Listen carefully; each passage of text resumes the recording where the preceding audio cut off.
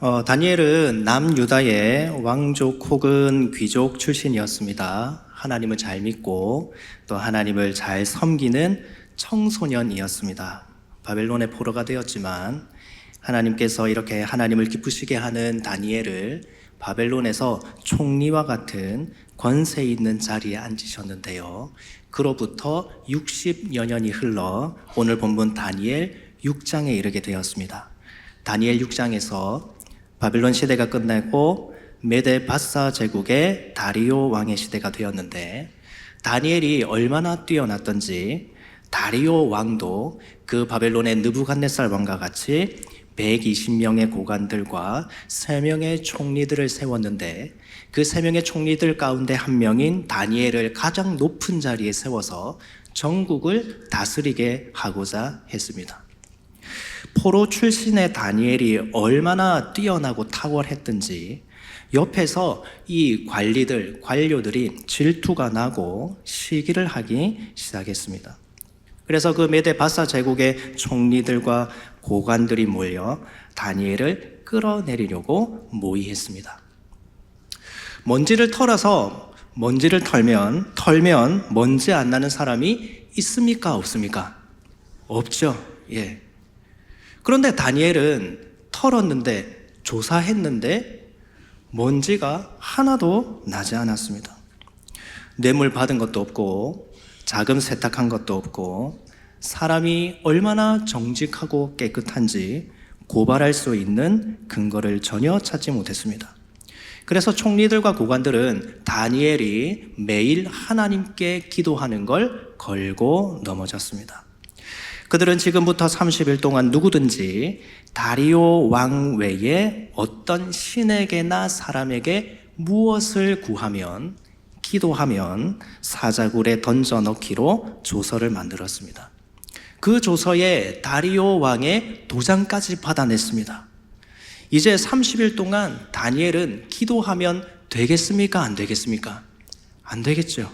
기도하면 사자굴에 사형당하기 때문입니다. 다니엘도 그 사실을 알았습니다. 그래서 그 위험 앞에서 조금 움츠러들 수도 있을 법한데 그는 하나님께 기도했습니다. 오늘 본문 다니엘 6장 10절 말씀을 함께 읽어보겠습니다. 6장 10절 말씀입니다. 시작. 다니엘이 이 조서에 왕의 도장이 찍힌 것을 알고도 자기 집에 돌아가서는 윗방에 올라가 예루살렘으로 향한 창문을 열고 전에 하던 대로 하루 3번씩 무릎을 꿇고 기도하며 그의 하나님께 감사하였더라. 아멘. 다니엘은 30일 동안 하나님께 기도하면 죽는 줄 알면서도 기도했습니다. 전에 하던 대로 기도했습니다. 그 이유가 무엇일까요? 첫 번째, 다니엘은 하나님을 사랑했기 때문입니다. 죽는 줄 알면서도 기도했던 이유, 하나님을 사랑했기 때문입니다. 사랑하면 어떻게 합니까? 상대방이 원하는 건 다 해주고 싶고, 또 상대방이 싫어하는 건 안 하고 싶고. 지금 저를 보시는 표정이 그게 뭐지 하는 그런 표정이신 것 같은데, 저는 그렇습니다. 저는 같은 교회에서 아내를 만나 결혼을 했습니다. 이 사람이다 싶어서 제가 얼마나 쫓아다녔는지 모릅니다. 교제를 시작하기 전에 제가 짝사랑할 때였습니다. 한 번은 영화 티켓이 생겼다고 같이 영화 보러 가자 문자를 보냈습니다. 답장이 올 때까지 두근두근 거리고 어떤 답장이 올까 너무나 기다려졌습니다. 답장이 왔어요. 어떤 답장이 왔을까요? 혼자 보러 가세요. 차였습니다. 그런데 중꺾마잖아요. 중요한 건 무엇입니까? 꺾이지 않는 마음입니다. 그날 영화 보러 가자고 데이트 신청했는데 차였던 그날 제가 수요기도의 찬양인도였고 저희 아내가 반주였습니다. 얼마나 참 마음이 힘들었던지 그래도 또 연락하고 다가가고 그러다가 마침내 저희 아내와 교제를 시작하게 되었는데, 교제를 하면서 저희 아내가 하는 말이 손편지를 받고 싶다는 겁니다. 손으로 적은 편지를 받고 싶다라는 거예요. 아이고 됐다. 영화 혼자 바로 보러 가라 할 때는 언제고 어떻게 편지를 적으란 말이고 라고 하지 않고 제가 어떻게 했을까요? 손편지를 받고 싶다는 이야기를 들은 그날부터 80일 동안 매일 편지를 써서 전해줬습니다. 장가 가려면 이 정도는 해야 하지 않겠습니까? 80일 동안 매일 편지를 적으니까 어떤 때는 할 말이 없어요. 그래가지고 그날은 새벽에 설교했던 거 적기도 하고 주일에 설교했던 거 적기도 하고 그래가지고 어쨌든 매일 편지를 전해줬습니다. 제가 왜 그렇게 했을까요? 사랑하는 사람이 원하는 대로 해주고 싶었기 때문입니다. 여러분, 다니엘도 마찬가지 아니었겠습니까? 하나님께서 원하시는 건 다니엘은 감당해야만 했고 또 하나님께서 원치 않으시는 일은 멀리 해야만 했습니다. 왜 그렇습니까? 하나님을 사랑했기 때문입니다. 다니엘은 바벨론의 포로가 되었지만 하나님의 사람으로서 자기를 더럽히지 않기 위해 뜻을 정하여 왕의 음식과 포도주를 거절했습니다. 다니엘의 세 친구가 금신상 앞에 절하지 않고 오직 하나님만 섬기겠다고 결단했을 때 다니엘도 그들과 같은 마음이었을 것 같습니다. 하나님을 너무나 사랑했습니다. 하나님이 나의 전부이십니다. 그 하나님을 단 하루도 찾지 않고 단 하루도 만나지 않고서는 견딜 수가 없었습니다. 그래서 다니엘은 그렇게 하나님을 사랑했기 때문에 사자굴에 던져진다는 걸 알면서도 전에 하던 대로 기도했던 것입니다. 다니엘이 기도했던 두 번째 이유는 예루살렘의 회복을 소망했기 때문입니다. 열왕기상 8장에서 솔로몬이 성전을 완공한 후에 하나님께 기도했는데요. 그 기도 중에 범죄하여 이방 나라에 사로잡혀간 백성이 성전이 있는 이 예루살렘을 향하여 기도하면 하나님 그들을 불쌍히 여겨 주시옵소서. 솔로몬은 그렇게 기도했습니다. 바벨론의 포로로 잡혀온 이스라엘 백성의 상황이 그 솔로몬의 기도와 맞아떨어지지 않습니까? 다니엘은 이스라엘 민족의 회복을 위해 기도했는데요. 그 솔로몬의 기도를 본받았던 것입니다.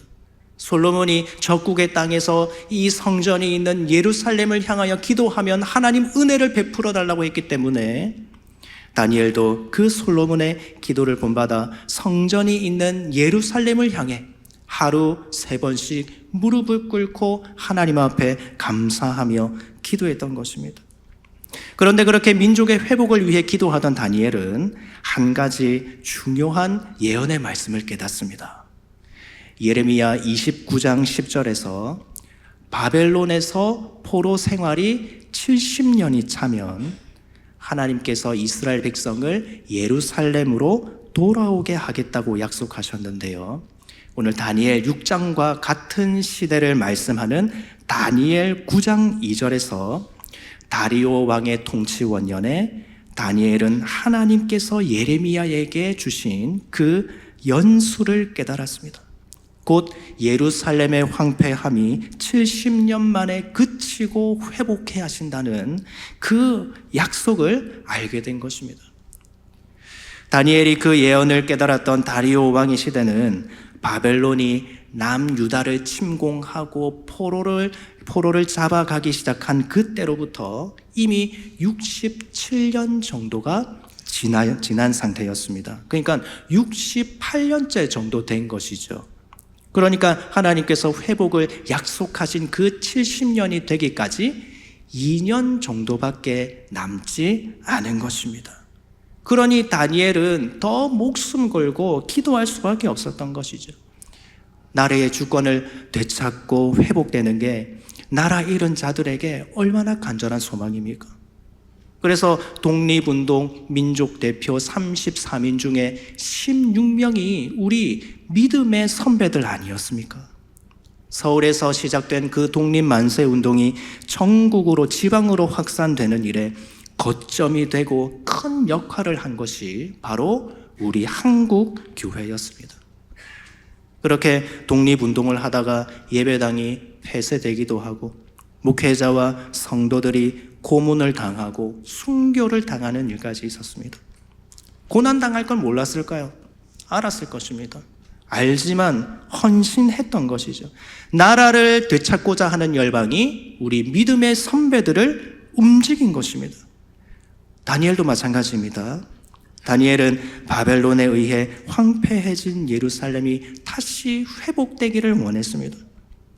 이 포로로 잡혀온 적국의 땅에서 우상 숭배를 강요당하고 기도하면 죽인다는 이 말도 안 되는 박해를 받고 있는데, 다니엘은 예루살렘의 저 무너진 성전이 회복되어서 다시 그곳에서 주의 백성들이 마음껏 하나님을 예배하고 마음껏 하나님을 찬양하고 자유롭게 하나님을 만날 수 있는 그 회복의 날을 간절히 기다렸던 것입니다. 그 약속이 이루어지기까지 하나님이 70년을 약속하셨는데 이제 2년밖에 남지 않았습니다. 그러니 다니엘은 기도를 멈출 수 없었던 것이죠.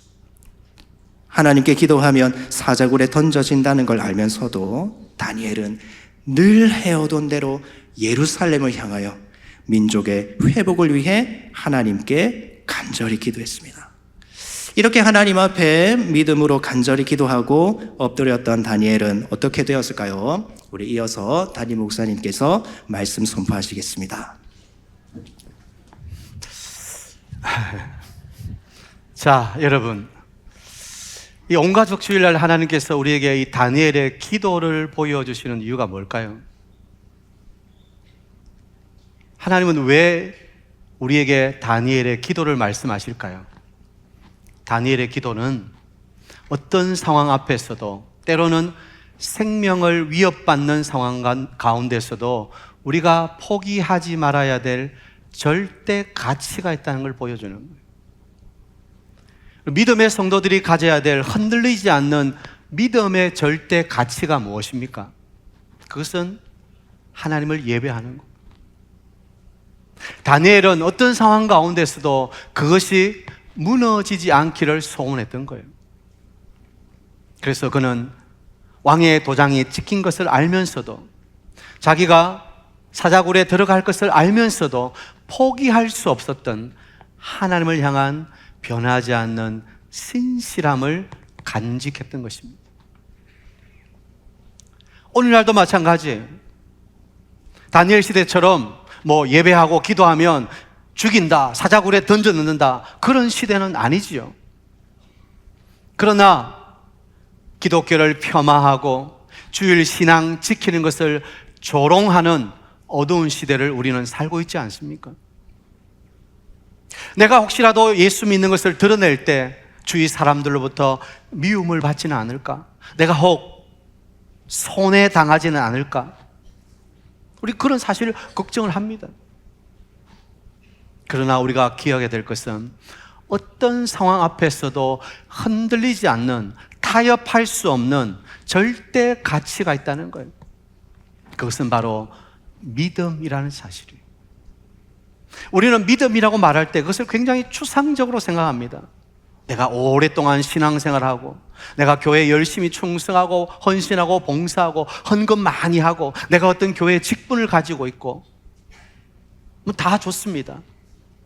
그러나 진실한 믿음이 뭡니까?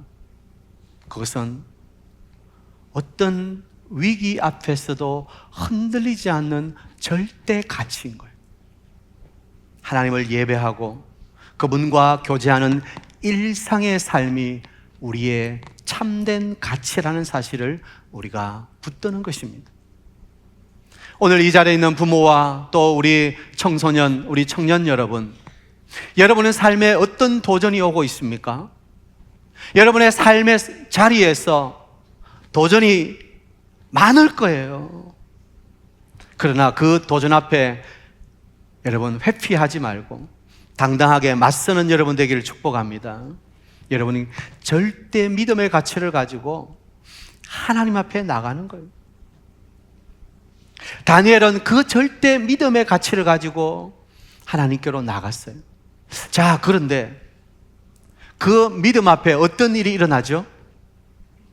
하나님께서 그 믿음 앞에 사자굴이 콱 막히도록 해주셨습니까? 사자가 다 무서워서 도망가도록 하셨습니까? 아니요. 다니엘은 그 사자굴 속으로 던져졌어요.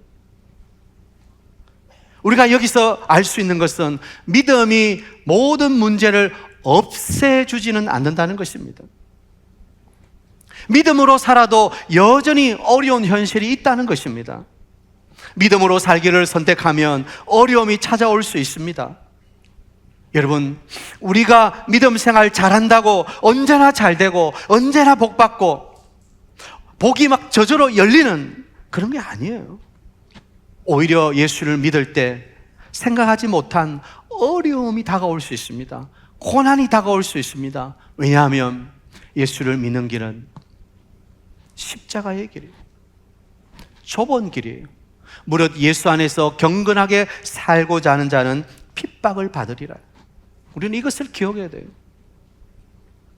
우리는 성경을 너무 쉽게 해석해요. 기도하면 다 된다.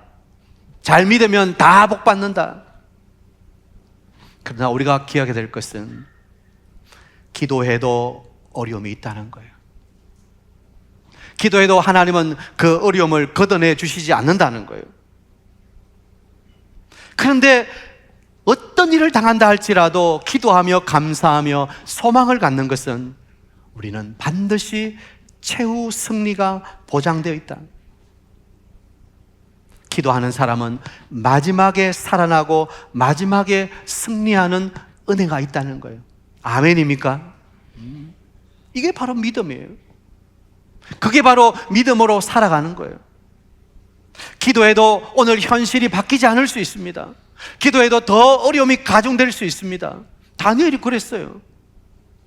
기도하면 왕이 어이구 내가 지금 뭔 짓을 했지? 그 도장 찍은 거 무효, 사자굴 폐쇄, 그렇게 하지 않았어요. 오히려 다니엘은 사자굴에 떨어졌어요. 그러나 중요한 것은 하나님께서 그 어려운 문제 속에 함께 계셨다는 사실입니다. 여러분, 우리 하나님은 하늘 보좌에만 계신 분이 아니십니다. 하나님은 우리의 문제 속에 함께 하시는 분이십니다. 더 정확하게 말하면 하나님은 우리의 문제가 오다가 비켜가게 해주시는 분이 아니라 그 문제 속에 함께 하시는 분이십니다. 때로는 문제와 함께 울기도 하시고, 때로는 우리를 꼭 안아주시기도 하시고, 때로는 그 문제 속에 우리의 손을 잡고 이겨내라, 함께 걸어가자 말씀해 주시는 분이라는 사실입니다. 사자굴에서도 일하시는 하나님이 계십니다. 우리가 믿음으로 살기를 선택하고 결단할 때 하나님은 문제 속에서 우리를 버려두지 아니하시고 그 문제 속에서 우리와 함께 하시고 동행하시는 것을 믿으시기 바랍니다. 오늘 다니엘이 보여주는 것은 그거예요. 기도하면 만사 오케이다, 그걸 말하는 게 아니에요. 기도해도 사자굴에 들어갑니다. 그러나 그 사자굴 속에 함께 하시는 하나님을 만날 수 있다는 것입니다. 22절을 보십시오. 나의 하나님이 이미 그의 천사를 보내어 사자들의 입을 봉하셨으므로 사자들이 나를 상해하지 못하였나이다. 이미라는 말을 주목해 보십시오. 그 문제 속에 하나님이 이미 와 계시는 거예요. 하나님이 이미 천사들을 보내셨어요. 그 문제 속에 하나님이 일하고 계셨다는 말입니다. 여러분, 하나님은 사자굴 속에서도 일하시는 분인 줄 믿습니다. 하나님은 사자굴 안에 함께 들어와 계시는 거예요. 우리의 삶에서도 아무도 함께 하지 않은 어려운 문제 속에 던져진 것처럼 생각될 때 있어요. 그때 누가 우리와 함께 하십니까? 하나님이 우리와 함께 하시는 거예요. 아무도 내 눈물을 모르고 나를 위로해 주지 못할 때 그때 누가 우리의 위로자가 되십니까? 하나님께서 그 자리에 함께 하셔서 우리의 참된 위로자가 되시는 거예요. 그 문제 속에서 아무도 나를 붙들어 주지 않는 것 같은 그 위기의 상황 가운데서도 하나님은 그 속에 나와 함께 하셔서 내 손을 붙잡고 계시고 나를 보호하고 계시다는 사실을 우리는 기억해야 되는 거예요. 사자굴 같은 세상 속에 우리는 어떻게 살아야 됩니까? 마태복음 28장 20절에서 예수님께서는 하늘로 올리우시면서 제자들에게 마지막으로 이 말씀을 남겨주셨습니다. 볼지어다 내가 세상 끝날까지 너희와 항상 함께 있으리라. 여러분, 주님 말씀을 잘 기억하십시오. 우리가 예수를 믿는다고 모든 문제가 스톱 되는 거 아닙니다. 잘 믿어도 암이 올 수 있습니다. 열심히 주일 예배 드리는데도 경제적으로 어려움 당할 수 있어요. 우리 청년들은 열심히 기도하는데도 직장의 문이 안 열리고 결혼의 문이 안 열릴 수도 있어요. 여러분아, 그러나 그 속에 하나님이 나와 함께하고 계시다는 사실을 조금도 의심해서는 안 되는 것입니다. 왜냐하면 하나님은 문제 속에 함께 하시고 일하시는 분이시기 때문에, 약속해 주셨기 때문에, 우리가 그 하나님을 믿고 하나님을 가까이 한다면 하나님은 영원토록 우리와 함께 해 주실 줄 믿습니다. 5월 가정의 달을 맞이하면서 저는 여러분의 가정에 함께 하시는 하나님의 은혜가 있게 되기를 축복합니다. 무엇보다 지금 어려운 일을 당하여 눈물 흘리고 있는 모든 분들에게 하나님이 함께 하시기를 바랍니다. 하나님이 함께 하실 때 우리에게 넘치는 위로와 용기와 힘이 있게 되는 것입니다. 결국 믿음의 길은 문제가 있느냐 없느냐 그걸 가지고 논하는 게 아니에요. 믿음의 길에도 숱한 문제가 있을 것입니다. 그러나 그 문제 속에 나와 함께 하시는 하나님이 계시느냐, 그게 중요한 거예요. 우리는 그 절대 가치를 붙들고 살아가는 사람이에요. 우리가 예수 믿고 신앙생활 하면서 어려움 없이 그냥 형통하게 복 받기를 원한다. 그건 너무 초보적인 신앙이에요. 우리의 믿음은 그 위기 가운데서도 기도로 돌파할 수 있는 하나님이 함께 하시는 임마누엘의 능력이 있다는 사실을 확신하는 것입니다. 오늘 예배하는 성도 여러분, 여러분의 삶에 어떤 어려움이 있습니까? 그 어려움을 회피하지 마십시오. 때로는 기도해도 계속해서 어려움이 있을 수 있습니다. 그러나 그 고난 가운데 함께 하시고 일하시는 하나님을 붙들어야 되는 거예요. 그게 우리 믿음의 절대 가치인 것입니다. 오늘 다니엘서를 통해서 우리가 깨달아야 되는 거예요. 기도는 만사오케이가 아니다. 오해하지 마십시오. 그러니까 기도가 필요 없다, 그 말이 아니에요. 기도해도 어려움이 올 수 있어요. 기도해도 내 생명을 위협하는 위기 가운데 빠질 수 있어요. 그러나 기도하면 그 위기 가운데 함께 하시고 일하시는 하나님을 만나게 되는 거예요. 우리의 가장 절대 가치는 우리가 하나님과 함께 하느냐 하지 않느냐, 그게 바로 믿음인 거예요. 어떤 상황 가운데서도 하나님과 함께 하는 사람은 반드시 승리하게 될 줄 믿습니다. 아직 직장을 잡지 못하고 결혼을 위해서 기도하지만 아직 사람을 만나지 못하고 있습니까? 결혼했는데 태문이 열리지 않아서 답답해 하십니까? 그러나 반드시 하나님의 때가 있습니다.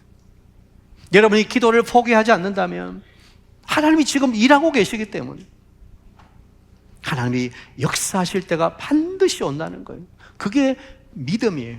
그게 우리가 붙잡아야 할 절대 가치인 거예요. 하나만 더 말씀드리고 마무리하겠습니다. 오늘 다니엘서를 통해서 보는 것은 오히려 믿음의 시련은 더 크게 일하시는 하나님을 증거할 수 있는 기회라는 사실입니다. 다니엘이 사자굴 속에 던져졌어요. 왕은 너무나도 안타까워서 식음을 전폐하고 밤을 새워가면서 다니엘을 걱정했어요. 밝아온 아침 이 왕이 사자굴로 뛰어갔어요. 다니엘, 다니엘, 어떻게 됐니? 그때 다니엘이 뭐라고 했다고요? 이미 하나님께서 오셔서 천사를 보내셔서 사자의 입을 봉하셨습니다. 그 하나님의 일하심을 본 다리오 왕이 26절에 뭐라고 하죠? 내가 이제 조서를 내리노라. 내 나라 관할 아래에 있는 사람들은 다 다니엘의 하나님 앞에서 떨며 두려워할지니 그는 살아계시는 하나님이시요 영원히 변하지 않으실 이시며 그의 나라는 멸망하지 아니할 것이요 그의 권세는 무궁할 것이며. 불신자인 다리오의 왕을 입을 통해서 하나님은 살아계시다, 하나님은 영원 무궁하시다, 그 나라는 망하지 않는다, 그의 권세는 무궁하다, 다리오 왕의 입을 통해서 증거되고 그 하나님의 역사하심이 선포되는 거예요. 다니엘 한 사람의 믿음을 통해서 하나님은 한 나라를 변화시키시는 거예요. 이게 하나님이 일하시는 방법이에요. 지금 당장 우리가 기도해도 우리의 필요를 하나님이 채워주지 않으실 수 있어요. 오히려 더 큰 어려움이 올 수도 있어요. 그러나 기억하세요. 결국 하나님은 믿음의 사람을 통해 일하시는 거예요. 아니, 더 크게 역사하시는 거예요. 우리가 어떤 상황 앞에서도 흔들리지 않는 믿음을 가질 때 하나님의 능력이 나타나게 될 것입니다. 다리오 입을 통해서 살아계신 하나님을 증거하며 하나님을 찬양했던 것처럼 여러분의 그 흔들리지 않는 믿음을 통해서 예수 그리스도를 증거할 기회를 얻을 수 있을 것입니다. 그게 바로 신실한 믿음의 삶인 거예요. 오늘 성경을 보면 다니엘이 사자굴에 던져졌다 이렇게 나오죠. 그런데 어떤 분은 이것을 해석하기를 다니엘은 결코 던져진 것이 아니라 스스로 사자굴에 들어갔다. 던져진 것이 아니라 스스로 들어갔다는 거예요. 여러분, 우리가 살면서 만나는 여러 가지 사자굴과 같은 고난이 있습니다. 그때 여러분 던져지는 사람이 되겠습니까? 아니면 믿음을 가지고 스스로 그 고난 속으로 들어가는 사람이 되겠습니까? 저는 여러분이 믿음으로 당당히 들어가게 되길 축복합니다. 그 고난 속에도 고난을 돌파하는 하나님의 능력이 있음을 믿고 고난 속으로 들어가는 믿음의 사람이 되어야 되는 거예요. 그러면 사자굴에서 다니엘이 구원받은 것처럼 우리도 구원받는, 최후 승리하는 은혜가 임하게 될 것입니다. 참된 믿음의 길을 걷는 사람은 우리 인생의 최대 가치가 뭔지를 분명히 아는 사람이에요. 가치관의 혼란 시대를 살고 있습니다. 돈이면 다 되고 돈이 최고라고 하는 시대. 그러나 여러분, 믿음의 사람이 가져야 할 절대 가치, 최고 가치, 그건 바로 하나님을 향한 흔들리지 않는 믿음인 것입니다. 거룩한 하늘의 부르심을 따라 사는 것입니다. 저는 오늘 이 자리에 있는 우리 모든 부모님들과 우리 모든 청소년들, 우리 청년들이 다니엘처럼 믿음으로 승리하는 삶을 살게 되길 축복합니다. 여러분이 가져야 할 믿음의 절대 가치를 기억하고 다니엘처럼 어떤 위기의 상황에서도 흔들리지 말고 그 고난 현장 속으로 뚜벅뚜벅 걸어 들어가는 참된 믿음의 사람들 다 되시기를 축복합니다.